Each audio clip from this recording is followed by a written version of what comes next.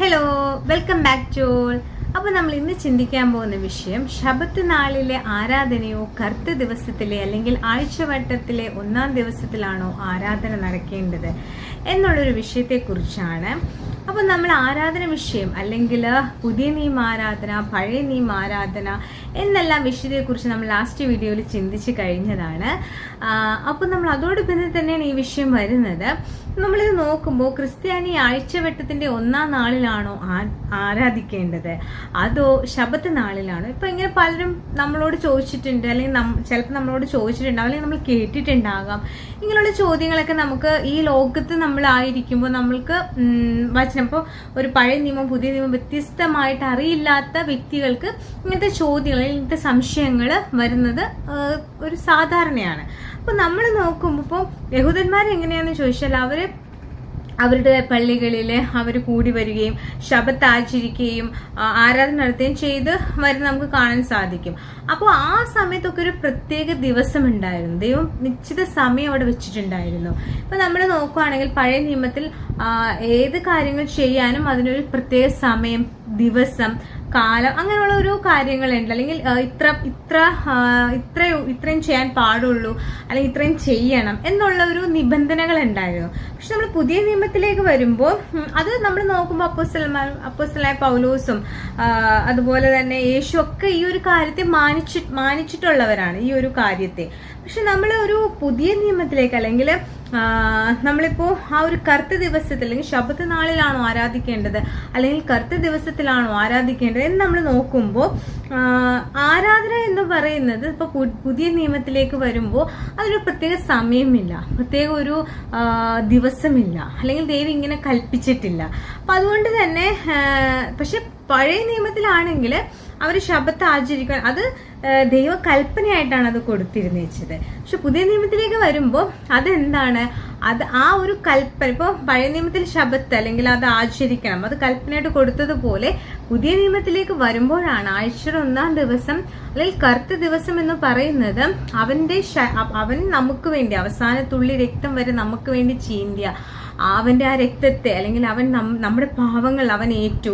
അപ്പൊ അവനായി ആ ഒരു പെസഹ കുഞ്ഞാണ്, അല്ലെങ്കിൽ അവൻ യാഗമായി മാറി, എന്നേക്കുമുള്ള ഒരു യാഗം, എന്നേക്കും ഒരു വീണ്ടെടുപ്പ്. അപ്പൊ ഇതെല്ലാം ഒരിക്കലായിട്ടാണ് അതവൻ ചെയ്ത് ആ ഒരു സമയത്ത് ചെയ്ത ഓർമ്മയാണ് നമ്മൾ ഇന്ന് ആഴ്ച ഒന്നാം ദിവസം അല്ലെങ്കിൽ കർത്തൃമേശ അല്ലെങ്കിൽ കർത്തൃ ദിനം എന്ന് നമ്മൾ പറയുന്ന അതൊരു കൽപ്പനയുണ്ട്. കാരണം അവന്റെ ശരീരം അല്ലെങ്കിൽ നമുക്ക് വേണ്ടി ഏറ്റ അടികള്, അതുപോലെ തന്നെ അവന്റെ രക്തം നമുക്ക് വേണ്ടി അവസാനം വരെ ആ ചീന്തിയ രക്തം, അതിനെ ഓർക്കാൻ നമ്മൾ മുന്തിരിച്ചാർ അല്ലെങ്കിൽ അപ്പം, നമ്മൾ അവന്റെ ആ ഒരു മരണം, അടക്കം, ഉയർപ്പ്, അതിനോട് നമ്മൾ ആ ഒരു ഓർമ്മ അത് ഓർമ്മിക്കുകയാണ്. നമുക്ക് വേണ്ടിയാണ് അവനത് ചെയ്തത്. അവൻ ഒരു പാവം ചെയ്തിട്ടില്ലേ ഭൂമിയിൽ ജീവിക്കുമ്പോൾ, അവൻ നമുക്ക് വേണ്ടി നമ്മുടെ പാപങ്ങൾ, നമുക്കൊരു വീണ്ടെടുപ്പ്, ദൈവത്തിലേക്ക് തിരികെ ഒരു കൂട്ടായ്മ ലഭിക്കാനാണ് അവൻ ചെയ്തത് എന്നൊരു ഓർമ്മയ്ക്ക്. അതാണ് നമ്മൾ ഒരു കൽപ്പനയായിട്ട് ദൈവം പറഞ്ഞിരിക്കുന്നത്. അപ്പോൾ ശരിക്കും പറഞ്ഞാൽ മനസ്സിലാക്കേണ്ട കാര്യം എന്ന് പറഞ്ഞാൽ, അല്ലെങ്കിൽ ഇതിന്റെ ഉദ്ദേശം എന്ന് പറഞ്ഞാൽ, ഇപ്പൊ യഹൂദന്മാരാണെങ്കിലും അവർ ശബത്തിൽ ഇപ്പോൾ ആരാധിച്ചിരുന്നില്ല എന്നുള്ളതാണ് നമ്മൾ മനസ്സിലാക്കേണ്ടത്. അവർ ന്യായപ്രമാണ പുസ്തകവും അതുപോലെ തന്നെ ആ ഒരു ദേവാലയം, പല പെരുന്നാളുകള്, അല്ലെങ്കിൽ അതെല്ലാം അവര് കൂടി വരുമ്പോൾ അവര് പ്രവാചക പുസ്തകങ്ങൾ വായിക്കുകയും അല്ലെങ്കിൽ ആ ശുശ്രൂഷകളാണ് അവർ ചെയ്തുകൊണ്ടിരുന്നത്. അപ്പൊ അവിടെയും ശുശ്രൂഷകളാണ് ഉണ്ടായിരുന്നത്, അല്ലെങ്കിൽ പാപപരിഹാരത്തിന് ഇത്ര കാര്യങ്ങൾ ചെയ്യാൻ, ദൈവം കൊടുത്തിരിക്കുന്ന കാര്യങ്ങൾ ചെയ്യുവാനാണ് അവിടെ കൂടി വന്നിരുന്നത്. അപ്പൊ ശരിക്കും പറഞ്ഞാൽ നമ്മൾ നോക്കുക, ആ ഒരു കാര്യത്തെ ദൈവം അതൊരു ഭൗതിക കാര്യ ദൈവം ആത്മീയമാക്കിയാണ് പുതിയ നിയമത്തിൽ.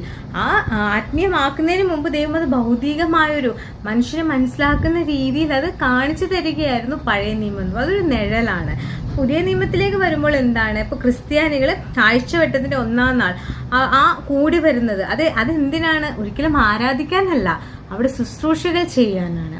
അപ്പോൾ ശരിക്കും പറഞ്ഞാൽ നമ്മൾ ആ ശുശ്രൂഷകളുടെ 5 കാര്യങ്ങളൊക്കെ നമ്മൾ കഴിഞ്ഞ ലാസ്റ്റ് വീഡിയോയിൽ നമ്മൾ ചിന്തിച്ചതാണ്, എന്താണ് നമ്മൾ ചെയ്യുന്നതൊക്കെ. അപ്പോൾ ശരിക്കും പറഞ്ഞാൽ നമസ്കരിക്കണം, അല്ലെങ്കിൽ നമ്മൾ ആരാധിക്കേണ്ടതെന്ന് പറഞ്ഞാൽ അതൊരു ആന്തരികമാണ്. അത് നമ്മൾ ദിനം പ്രതി നമ്മൾ പറഞ്ഞതുപോലെ നമുക്ക് ശ്വാസമുള്ളിടത്തോളം കാലം നമ്മൾ ആരാധനയിലാണ്, നമ്മൾ ആത്മാവിലാണ്, നമ്മൾ സത്യത്തിലാണ്. അതാണ് നമ്മൾ മനസ്സിലാക്കേണ്ടത്.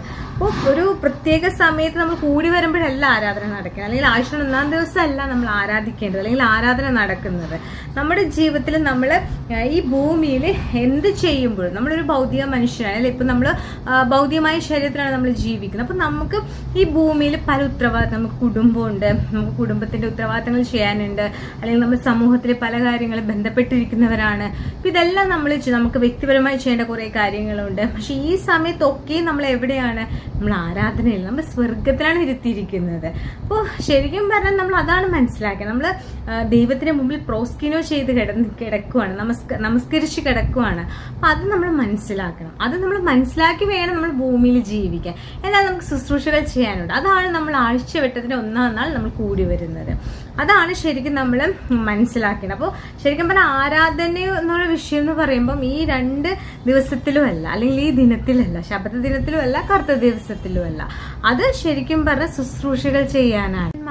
ശബത്ത് നാളിൽ കൂടി വരുന്നതായിട്ട് പുതിയ നിയമത്തിലും സ്ഥിരീകരിക്കുന്നുണ്ട്. അപ്പൊ അതുകൊണ്ട് തന്നെയാണ് അവിടെ പള്ളി എന്ന് ഉപയോഗിച്ചിരിക്കുന്നത്. അപ്പൊ ശരിക്കും പറഞ്ഞാൽ അതിന്റെ ഒരു ഗ്രീക്ക് അല്ലെങ്കിൽ ആ ഒരു പദത്തിന്റെ ഗ്രീക്ക് അർത്ഥം എന്ന് പറഞ്ഞാൽ സഭായോഗമാണ്.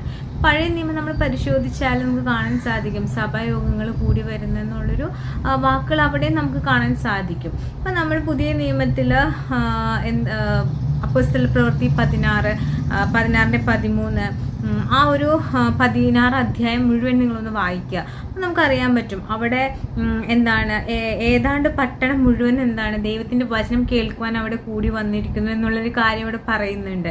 അതുപോലെ തന്നെ അപ്പോസ്തല പ്രവൃത്തി 13:44 അവിടെയും പറയുന്നുണ്ട് യഹൂദന്മാർ ശബത്തിൽ ആരാധിച്ചതായി. എങ്ങും പറയുന്നില്ല, അവർ കൂടി വരുന്നു, അത് പ്രാർത്ഥിക്കുകയും ദൈവത്തിന്റെ വചനം വായിക്കാനുമാണ് കൂടി വന്നതെന്നാണ് അവിടെയെല്ലാം നമുക്ക് കാണാൻ സാധിക്കും. അല്ലെങ്കിൽ അവർ ആരാധിക്കാൻ കൂടി വന്നു എന്ന് നമുക്ക് ഒരു സ്ഥലത്തും കാണാൻ സാധിക്കുന്നതല്ല. അപ്പൊ നമ്മൾ യഹൂദന്മാരുടെ അല്ലെങ്കിൽ ശബത്ത് ദിനത്തിലെ നമ്മൾ നോക്കുമ്പോൾ അവിടെ ഒരു ആരാധനയ്ക്കാണ് കൂടി വന്നത് നമുക്ക് കാണാൻ സാധിക്കില്ല. അവർ പ്രാർത്ഥിക്കുകയും അവർ കൂടി വന്നിരുന്നു. പക്ഷെ അതിന്റെ ഉദ്ദേശം എന്ന് പറയുന്നത് ദൈവത്തിന്റെ വചനം തിരുവെഴുത്തുകൾ വായിക്കുവാനും പ്രാർത്ഥനയ്ക്കുമായിരുന്നു കൂടി വന്നിരുന്നത്. അപ്പൊ അതുപോലെ തന്നെയാണ് നമ്മളിപ്പോ പുതിയ നിയമത്തിൽ അല്ലെങ്കിൽ കറുത്ത ദിനത്തിലാണോ ആരാധന എന്ന് ചോദിച്ചാൽ അവിടെയും അല്ല എന്നാണ് ഉത്തരം. കാരണം എന്താണ്, കറുത്ത ദിവസം എന്ന് പറയുന്നത് അല്ലെങ്കിൽ ആഴ്ചയുടെ ഒന്നാം നാൾ കൂടി വന്നത് എന്തിനാണ്? അവിടെ ദൈവത്തിന്റെ അല്ലെങ്കിൽ ആ ശുശ്രൂഷകൾ ചെയ്യാനാണ് അവിടെ കൂടി വന്നിരിക്കുന്നത്. അപ്പോൾ ശരിക്കും പറഞ്ഞാൽ ക്രിസ്ത്യാനികൾ ആന്തരികമായും ആത്മീകമായാണ് ആരാധിക്കുന്നത്, ആത്മാവിലും സത്യത്തിലുമാണ്. അപ്പൊ അത് ഒരു ആഴ്ചവട്ടത്തിന്റെ അല്ലെങ്കിൽ കറുത്ത ദിവസത്തിൽ കൂടി വരുമ്പോഴല്ല അത് നടക്കുന്നത്. എല്ലാ ദിവസവും അവൻ എന്താണ് ആത്മാവിലും സത്യത്തിലുമാണ് ജീവിക്കുന്നത്. അത് നാം എടുത്തെടുത്ത് ഞാനത് പറയാൻ കാരണം അതിനത്രയും പ്രാധാന്യമുള്ളതുകൊണ്ട് ദൈവം അത് അത്രയും പ്രാധാന്യം കൊടുത്തിട്ടുണ്ട്.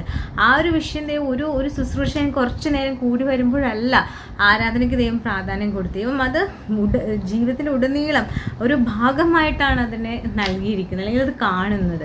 നമ്മൾ ആ ഒരു ദൈവം എങ്ങനെ അതിനെ കാണുന്നു എന്നുള്ളത് ആ ഒരു നിലവാരത്തിൽ നമ്മളും ഏതൊരു വിഷയത്തിൽ നമ്മൾ അതുപോലെ തന്നെ മാനിക്കുകയും വേണം. നമ്മളതുപോലെ കാണും. തെറ്റായ ഒരു ഉപദേശത്തിലേക്ക് നമ്മൾ ഒരിക്കലും ഒരു കാര്യത്തെ നമ്മൾ കൊണ്ടുപോകരുത്. അപ്പോൾ ദൈവത്തിന്റെ ഉദ്ദേശത്തെ നമ്മൾ മാറ്റിക്കളയരുത്.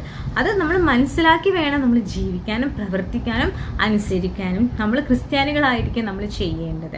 ഇപ്പൊ ശരിക്കും പറഞ്ഞാൽ നമ്മളിപ്പോൾ നോക്കുമ്പോൾ അപ്പോസ്തല പ്രവൃത്തി 20:7 എങ്ങനെയാ, നമ്മളിപ്പോൾ ചിലർ ചെയ്യുന്ന പോലെ നിങ്ങളുടെ സഭായോഗങ്ങൾ ഉപേക്ഷിക്കുക വിചാരിക്കാതെ അതെന്താണ് അത് താക്കീത് കൊടുക്കുന്നുണ്ട്. കാരണം അതിന് പ്രാധാന്യമുണ്ട് കൂടി വരുന്നതിന്. അപ്പോൾ ശരിക്കും പറഞ്ഞാൽ ആഴ്ചയൊന്നാന്ന് അവൾ കൂടി വന്നതായിട്ട് നമുക്ക് അവിടെ കാണാൻ സാധിക്കും പുതിയ നിയമത്തിലേക്ക് നമ്മൾ നോക്കുമ്പോൾ.